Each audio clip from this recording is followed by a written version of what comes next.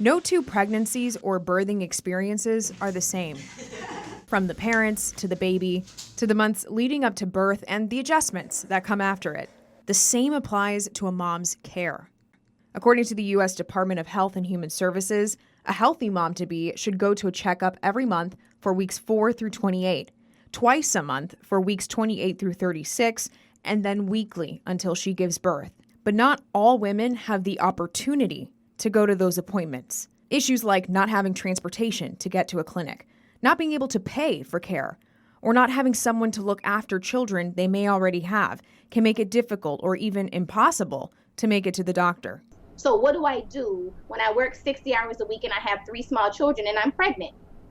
You don't get prenatal care. Problems like these have been around for a long time, but they are now being called out for what they are: social determinants of health.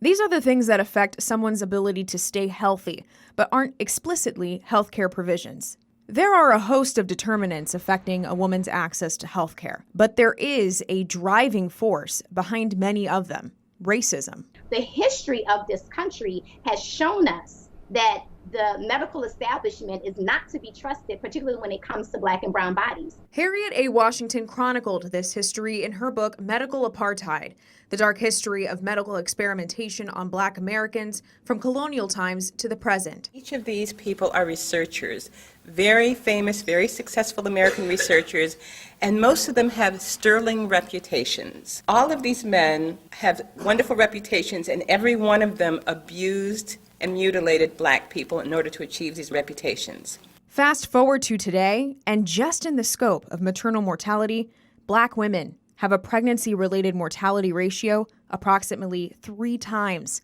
as high as that of white women. This disparity was a factor the Illinois Maternal Mortality Review Committee took time to unpack.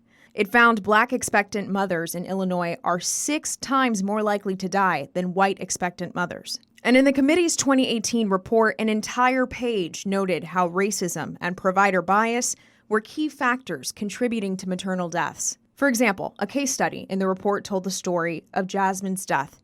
She was a Black woman in her 20s who delivered a healthy baby. But throughout her pregnancy and after delivery, she experienced pain and numbness. She went to the ER and providers tested her for drugs. Her test came back negative. They repeatedly came back negative. The report says these interactions show how implicit bias or prejudice can affect the care a woman receives. And her care definitely was affected.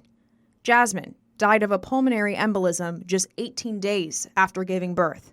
Ida Masoni helps moms with their overall physical, emotional, and mental well-being. She says she's seen provider bias affect all of those things. When some of these Black moms come to me, they're like, I just don't want to die. I'm like, okay.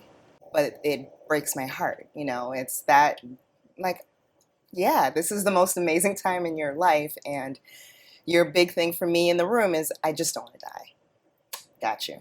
It's not easy, but there are several ways to confront racism and implicit bias. To start, healthcare spaces need to talk about their history of racism and prejudice. Acknowledging it paves a path for providers to address their own implicit biases.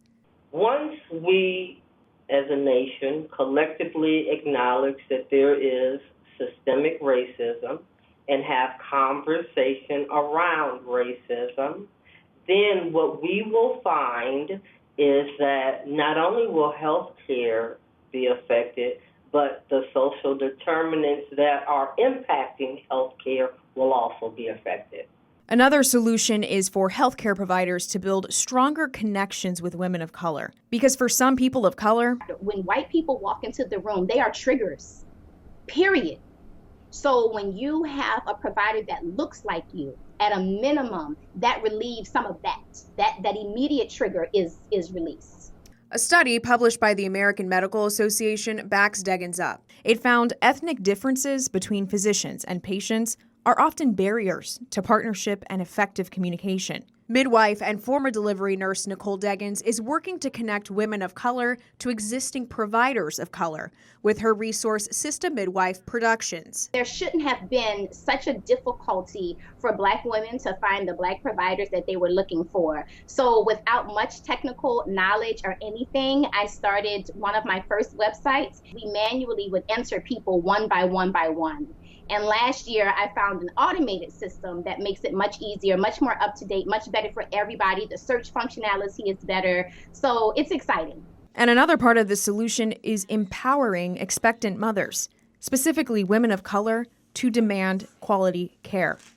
That can be tough, but strong, supportive communities might make it easier. Simple things like having a friend show up with you at your prenatal appointment, never going to a prenatal appointment alone, whether that's the father of the child, your partner, your mother, your girlfriend, your cousin, your doula, someone showing up with you, giving you the strength that you need to say no, to ask questions. And if a physical community isn't an option, there's always one available online.